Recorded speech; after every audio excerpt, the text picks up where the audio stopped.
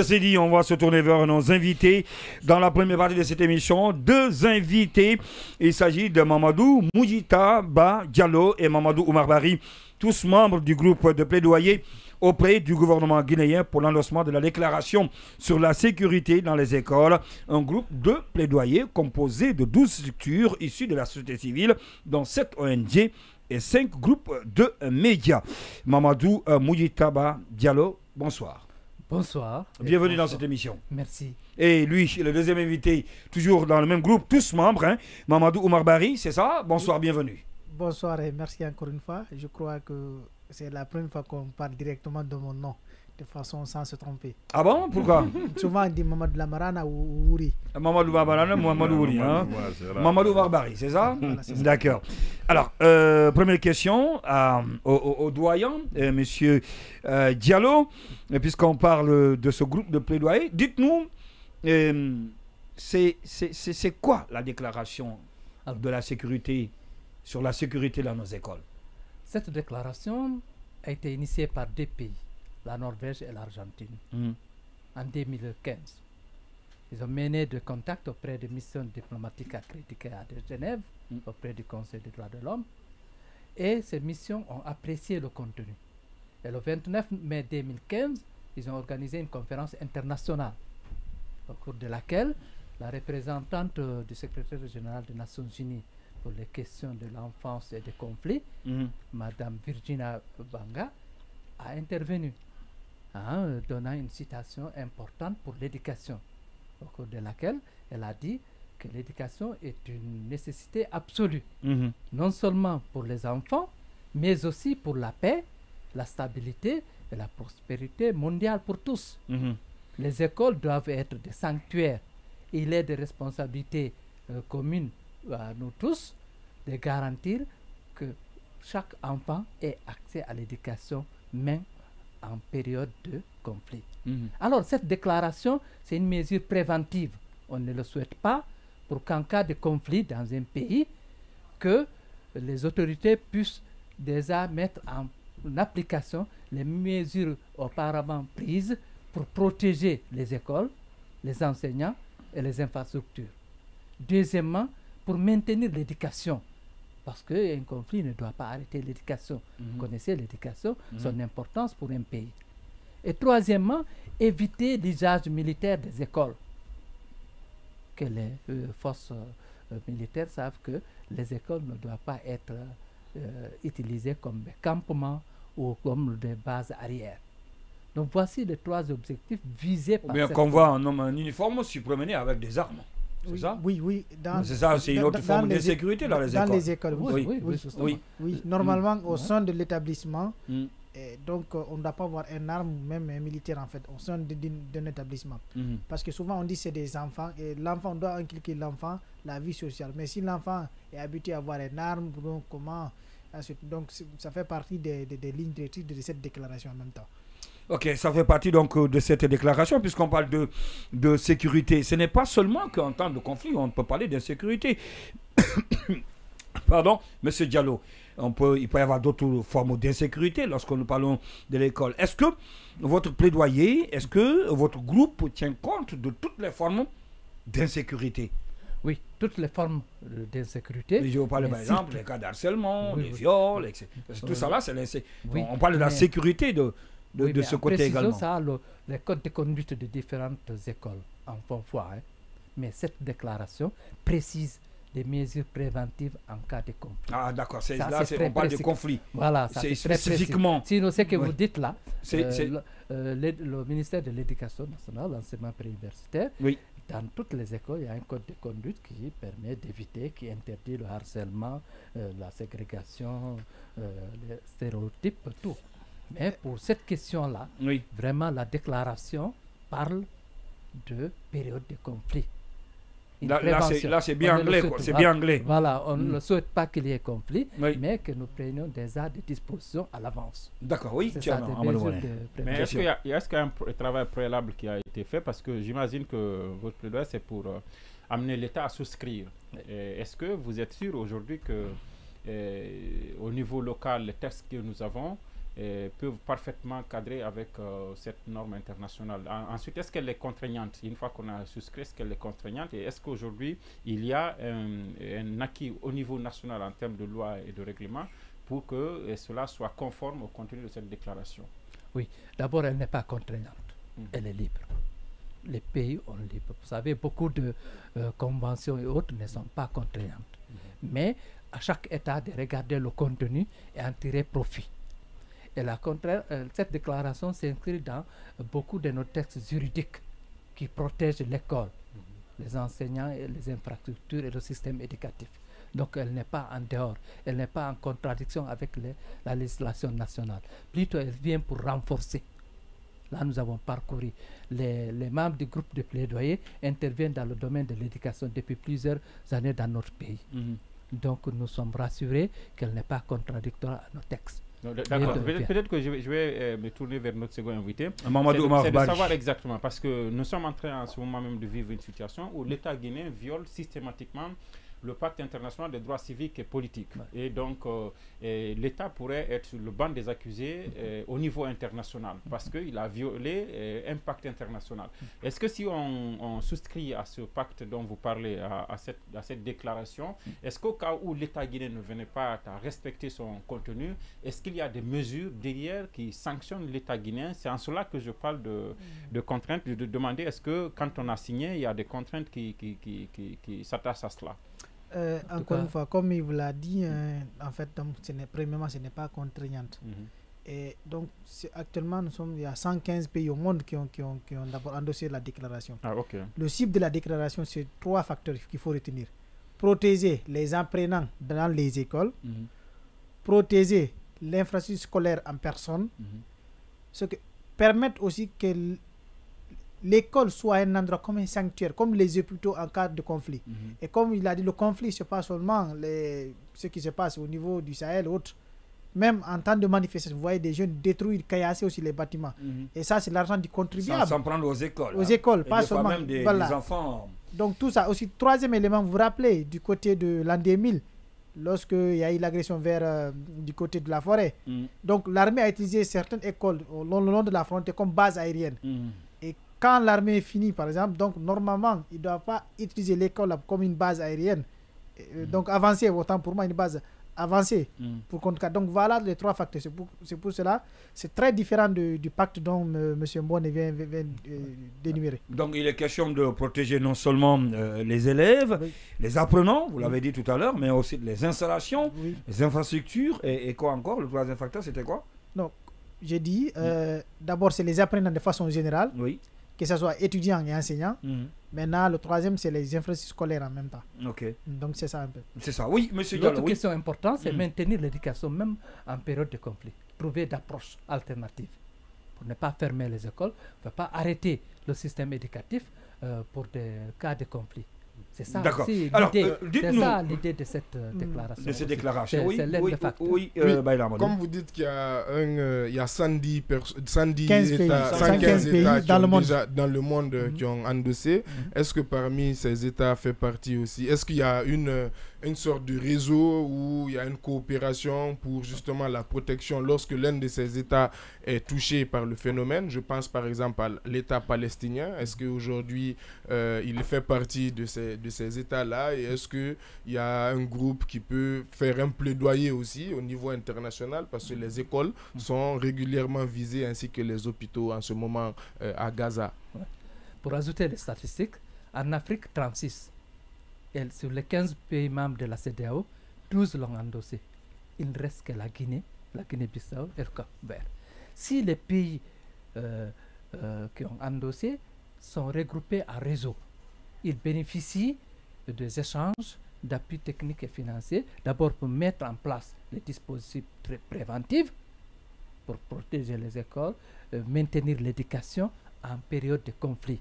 Donc ces pays se rencontrent périodiquement au niveau international pour échanger des dispositifs, pour bénéficier des appuis techniques et financiers pour installer et mettre en place ces dispositifs préventifs. Voilà, dites-nous, les ministères. Une chose qu'il faut ajouter, la Guinée participe à la rencontre annuelle sur la sécurité dans les écoles. La Guinée participe, même si pour le moment on n'a pas endossé. Donc ce qui veut dire que c'est dans des bonnes voies en fait. La Guinée participe. Et peut-être moi, ma dernière question sur le sujet, c'est de savoir votre plaidoyer, jusqu'où vous en êtes, quelles sont les étapes qui sont franchies par l'État guinéen, processus en fait. Et qu'est-ce qui reste pour qu'effectivement la Guinée soit le 116e ou le 117e État 116e. Voilà. La première étape, c'était la constitution de ces groupes de plaidoyer. Ce qui est fait. Deuxièmement, nous avons élaboré des messages très précis et clairs. Nous avons adressé des courriers de demande d'audience, des séances de plaidoyer auprès de 6 ministères ciblés. Et voilà, ces les ministères concernés, quels sont ces voilà, ministères? d'abord les 3 ministères en charge de l'éducation, oui. les 2 ministères en charge de la sécurité, défense et sécurité, oui. et le ministère des Affaires étrangères. D'accord. C'est les 6 pays. Ce sont les 6 ministères qui sont concernés. Et voilà, ils ont tous reçu les courriers, ils les ont acceptés parce que tous les ministres ont orienté les dossiers auprès de leurs cadres. Dans ce processus, la prochaine étape, c'est quoi après ça?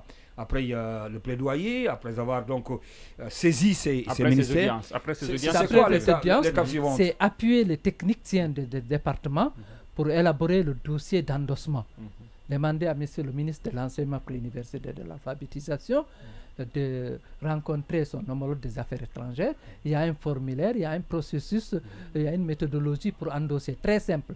Une déclaration officielle au cours d'une rencontre ou bien envoyer un message Internet au ministre des Affaires étrangères et qui doit le ministre des Affaires étrangères à travers les ambassades. Est-ce qu'il y a une raison quelconque qui pourrait amener ces autorités à être un peu... à ne pas soumettre... À hâter les pas. Est-ce qu'il y a une raison quelconque? Est-ce qu'on paye des cotisations? Qu'est-ce qui pourrait être une raison que ces autorités comme je disais, il n'y a pas de contrainte, il n'y a pas de cotisation à payer. C'est volontaire, c'est libre. Voilà, c'est volontaire, c'est libre. On va revenir tout à l'heure dans l'importance de cette déclaration. Monsieur Diallo. Bien, l'importance de cette déclaration, l'endossement de cette déclaration par un pays, c'est que la communauté internationale pourrait apporter un appui technique et financier à cet État. Par exemple, pour premièrement assister les victimes en cas, on ne le souhaite pas, mais s'il y a des victimes, ces victimes sont prises en charge intégralement. Ensuite, développer d'autres approches permettant de maintenir l'éducation, même en cas de conflit. Et aussi aider le pays à prendre et à mettre en place et à mettre en œuvre des dispositions préventives pour qu'en cas de conflit, que le système éducatif soit fonctionnel. Parce que l'éducation est la plus certainement importante, comme disait Nelson Mandela, c'est l'arme la plus forte pour changer le monde. C'est l'arme la plus forte pour changer le monde. Oui, monsieur Mamadou Oumar Bari, sur l'importance donc de cette déclaration, de l'endossement de la déclaration sur la sécurité. Oui, ajouter à ce que le doyen vient de dire, en fait, aussi il y a des avantages économiques, en fait, au-delà de tout cet appui, que ce soit l'arsenal juridique renforcé en termes de sécurité dans les écoles. Il y aura aussi un appui conséquent, un appui financier aussi, qu'on pourra mettre à disposition des ministères en charge, que ce soit d'abord la construction ou bien la mise en place des écoles ou avoir des politiques au sein des écoles, sensibiliser même les étudiants et les apprenants encore qu'en cas de conflit, que ce soit n'importe quel genre de conflit, on peut avoir des financements à venir de part et d'autre, des institutions. Oui, surtout ça. Ouais. Donc ça, et puis, parce qu'après l'endossement aussi, l'un des avantages aussi, ça pourra permettre aussi à la Guinée, en fait, d'utiliser les lignes directrices qui consistent à sensibiliser même, à expliquer aux apprenants dans les institutions c'est quoi la déclaration, comment il faut protéger le milieu éducatif. Oui, qu'est-ce que en tant que Guinéen, en tant que acteur de la société civile, qu'est-ce qui vous a motivé à aller vers, à vous inscrire dans cette logique et créer ce groupe de plaidoyer, vous en tant qu'acteur de la société civile? Premièrement, en fait, comme vous l'avez si bien dit, moi je suis un jeune, très jeune, je veux dire, dans le domaine des droits de l'homme en Guinée. Et ça fait plus de 13 ans maintenant, je suis dans le cadre de la promotion des droits de l'homme. Surtout tout ce Donc vous avez commencé ça très jeune, hein? Oui. À quel âge? À l'âge de 13 ans. Ok. À Dinguiraye. Donc j'ai commencé à l'âge de 13 ans. C'est un ancien député junior. Voilà. Ah, d'accord. Donc j'ai commencé à l'âge de 13 ans Donc ça, c'est une motivation. Tout ce qui parle de l'éducation des enfants, donc là, j'ai une expérience. Et souvent, on nous a appris dès le bas âge à faire la promotion de l'éducation. Donc c'est l'une des premières raisons. La seconde chose aussi, en fait, vu l'importance, en fait, vous remarquez un peu les manifestations, que ce soit de certains ou même des étudiants. On caillasse les infrastructures scolaires et ça, c'est le contribuable public qui le paye. Donc ça, c'est une des raisons parce qu'il faut que les apprenants sachent qu'on peut manifester, mais sans caillasser les infrastructures scolaires, protéger même aussi. Il y a d'autres qui participent à la manifestation qui sont blessés, que ce soit une manifestation organisée par les étudiants ou non. Donc voilà, moi, les trois choses qui m'ont motivé réellement. Qui vous ont motivé.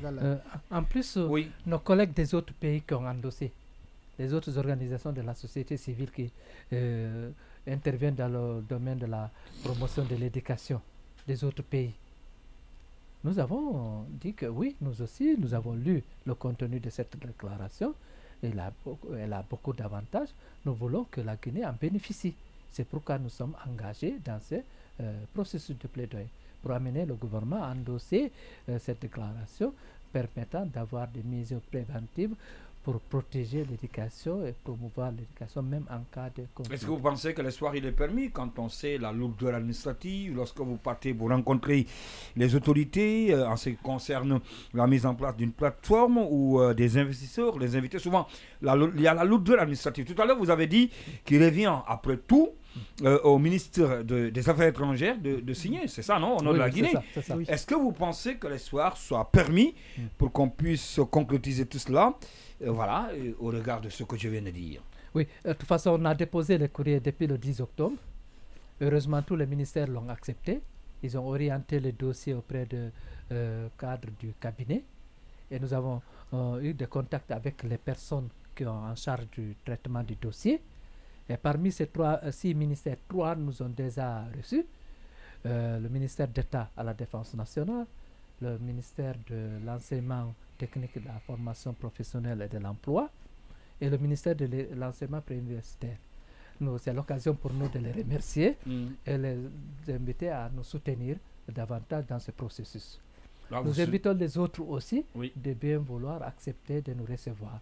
Nous sommes en contact avec les cadres qui traitent le dossier dans tous ces ministères. Nous espérons avoir une audience, une séance de plaidoyer auprès de monsieur le ministre pour leur expliquer le motif et l'importance de l'endossement de cette déclaration. Oui, Thierry. Quand on voit l'école aujourd'hui, elle n'est pas réluisante. Les résultats des différents examens l'année surpassée, je pense, en font foi. Est-ce que le fait pour l'État guinéen d'être un État parti à cette déclaration-là, est-ce que ça ne participe pas aussi à redorer un peu le blason de la Guinée dans le domaine de l'éducation? Est-ce que ce n'est pas une offre aussi que vous faites à l'État guinéen de lui dire, écoutez, en allant à ça, vous participez à une communauté d'États qui font de l'éducation une priorité? Est-ce qu'il arrive que vous montrez cet intérêt-là à l'État? Parce que j'imagine qu'il lui faut savoir qu'il a un intérêt à Niala pour que l'État guinéen signe ce document. Oui, merci encore pour cette question. Je crois au ministère de l'enseignement technique, quand on a rencontré la direction concernée, c'est l'une des choses, en fait, c'est la première question qu'on a évoquée. Vous savez, l'importance aussi, actuellement le ministre de l'enseignement technique préside le PRODEG, le programme de décennal de l'éducation guinéenne, donc qui est financé par le GPE, le programme d'éducation au niveau mondial. Donc il y a un programme au niveau mondial financé par que ce soit la Banque mondiale et les institutions de Bretton Woods et les institutions ondusiennes qui financent l'éducation. Donc en endossant cette déclaration, ça fera partie aussi, c'est un élément aussi constitutif du programme mondial de l'éducation, le PME.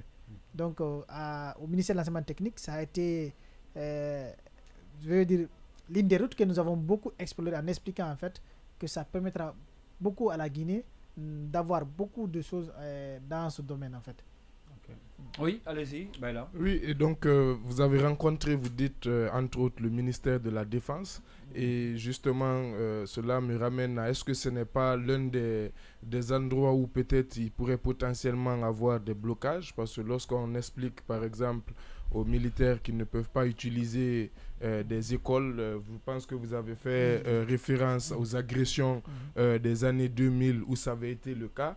Il pourrait vous rétorquer que lorsque la sécurité nationale, comme c'est un concept qui est très utilisé en ce moment, il pourrait vous rétorquer que lorsque la sécurité nationale le prévoit, ça peut être une question stratégique pour pouvoir repousser. Et par exemple, s'ils l'ont réussi dans les années 2000, est-ce que finalement, ça ne sera pas peut-être pour eux se mettre la corde au cou en s'interdisant et en s'exposant peut-être à des sanctions, même si vous dites que ce n'est pas contraignant?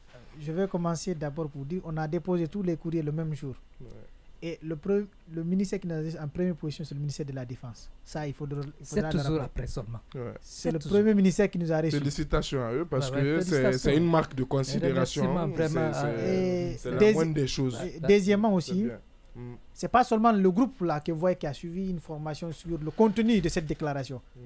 Il y a la police, la gendarmerie et les forces de l'FDS aussi qui ont suivi.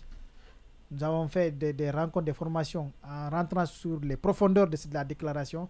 Donc, dans les militaires, on a envoyé un courrier officiel au ministère de la Défense qui a désigné des gens qui sont allés représenter le ministère à la formation. Ça, c'est avant même qu'on vienne d'abord pour faire le plaidoyer. Okay. Donc, on a expliqué en fait le problème. Et une chose qu'il faudrait souligner aussi, en fait, quand on dit qu'il ne faudra pas utiliser en fait les écoles, il y a ce facteur, ce qui veut dire qu'on encourage l'État aussi à créer des bases avancées. Dans le cas, on ne le souhaite pas. Par exemple, une école, à fond, une école, quand ils utilisent, mais qui construit notre école, ce qui veut dire que les enfants ne doivent pas revenir dans cette école parce qu'on peut retrouver des mines qui n'ont pas été bien des cartouches, autres là. Donc voilà un peu, il faut savoir. C'est que on ne le souhaite pas qu'ils utilisent les écoles. Au moment où ils les utilisent, donc ça c'est que on veut soit chose qui construit notre école ailleurs, même si c'est l'école là que ce soit il faut commencer par la peinture, tout ce qui donc effacer toutes les traces en fait de la nuit. Très bien. Donc c'est un peu ça. Alors, je pense que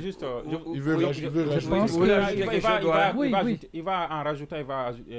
Est-ce que vous, je voudrais pas être pessimiste, mais j'imagine que si le gouvernement en place qui a d'autres priorités, qui gère des affaires courantes, qui sait qu'il doit s'en aller, s'il ne venait pas à faire de cette question une priorité, est-ce que vous imaginez des démarches vers les partis politiques pour que ces partis politiques, on s'achemine vers des élections, vers une campagne électorale, pour que ces partis politiques, dans leur projet de société, prennent en compte des questions de ce genre? Est-ce que vous l'imaginez? Est-ce que vous en faites aussi un plan B?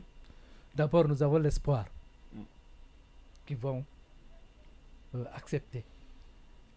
Parce que déjà, les démarches menées sont un peu positives. C'est vrai qu'on est deuxième mois, mais quand même, nous avons l'espoir. Vu que l'actuel gouvernement, quand même, accorde une importance à l'éducation, quand même. Il y a avancé, quand même, d'une année à l'autre. Quand même, il ne faut pas nier. Donc, nous espérons très bien que ça va aboutir.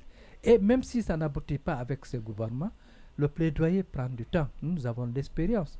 Nous avons passé 14 ans, 10 ans pour mener un plaidoyer pour la révision de la politique nationale de l'enfance, pour la révision du code de l'enfant. Donc, ce n'est pas une pression, c'est une sollicitation, c'est un plaidoyer. Nous sommes là. Heureusement, il n'y a pas une date limite. Ce n'est pas contraignant. Donc, nous sommes là. Nous avons l'expérience dans ce domaine. Donc, nous sommes là, disponibles. Nous sommes patients. Et nous avons des techniques, des plaidoyers et des méthodes qu'on peut réorienter, réadapter suivant le contexte, suivant les réalités du terrain. D'accord. Oui, donc, pour le moment, question parti politique est un peu hors jeu. D'accord, allez-y. Moi, je voudrais savoir si votre groupe là, de plaidoyer a un statut auprès de cette organisation internationale. Est-ce qu'avez-vous le statut d'observateur ou bien vous êtes à l'embryon, vous n'êtes pas aussi connu auprès de cette institution dont vous relayez les grandes lignes? Quelle est la situation concrète? Merci encore une fois. Je crois que d'abord, ce n'est pas une institution proprement dite. Comme il l'a dit au début, c'est deux pays, la Norvège et l'Argentine, qui ont mené ces démarches, en fait, des enquêtes préalables avant la conférence, en janvier, le début du mois de janvier 2015. Donc, ce sont ces deux pays qui pilotent, en fait, que ce soit les endossements, mais qui est soutenu par les Nations Unies, en fait. Donc c'est un peu ça. Et c'est ça que tous les pays, comme je vous ai dit tout de suite, la Guinée n'a pas endossé la déclaration, mais la Guinée participe aux rencontres annuelles. Même l'Union africaine le 22 octobre, je me rappelle. Vous, en tant que groupe, vous prenez part à la rencontre annuelle? Non. Ou ce sont les autorités? Non, c'est le gouvernement. Le gouvernement, le gouvernement. Oui. Le gouvernement qui participe. De comment expliquer ça? On n'a pas encore endossé, mais on prend part aux activités au niveau international. Souvent, en fait, c'est une manière pour les pays qui n'ont pas endossé de venir comprendre l'importance. Comment ça se passe? C'est quoi la déclaration en fond? Quelles sont les lignes directives? D'accord. Quand vous endossez, comment vous allez faire tout. C'est pour inciter les autres pays qui n'ont pas endossé à endosser la déclaration. D'accord. Une dernière question. Le groupe de plaidoyer, pour une dernière question. Oui. C'est un groupe ponctuel, constitué uniquement pour ça. D'accord. Nous appartenons tous à des structures de la société civile, nous travaillons de la main. On se retrouve uniquement pour faire ça. Voilà, une dernière question. Les conséquences de cette insécurité, du non, s'il faut le dire ainsi, endossement de la déclaration, au cas où la Guinée n'arrivait pas à faire cette déclaration, les conséquences de cela dans nos écoles, M. Diallo. Oui, d'abord, on ne le souhaite pas. On ne souhaite pas qu'il y ait ces conséquences.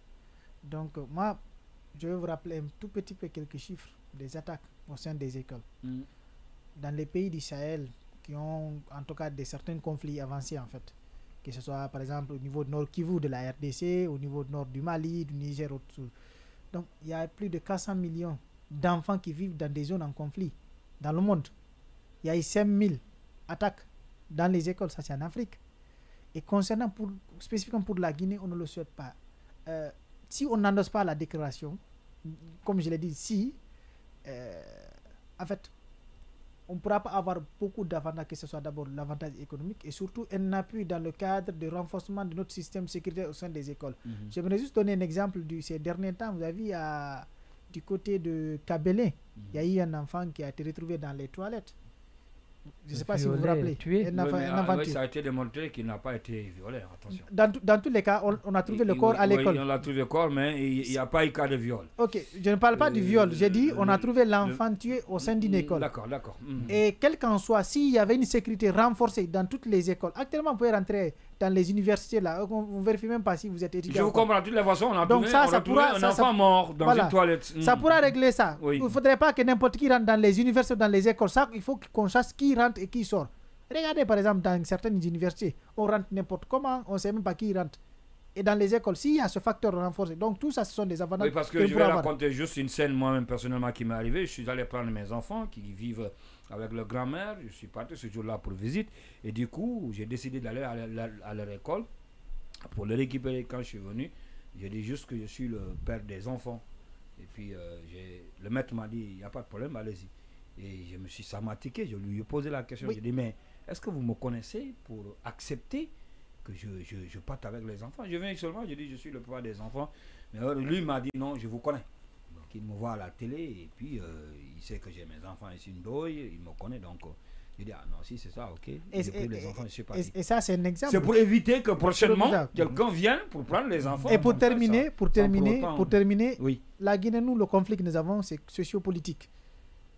Quand les étudiants ils manifestent, souvent on aime caillasser dans les écoles.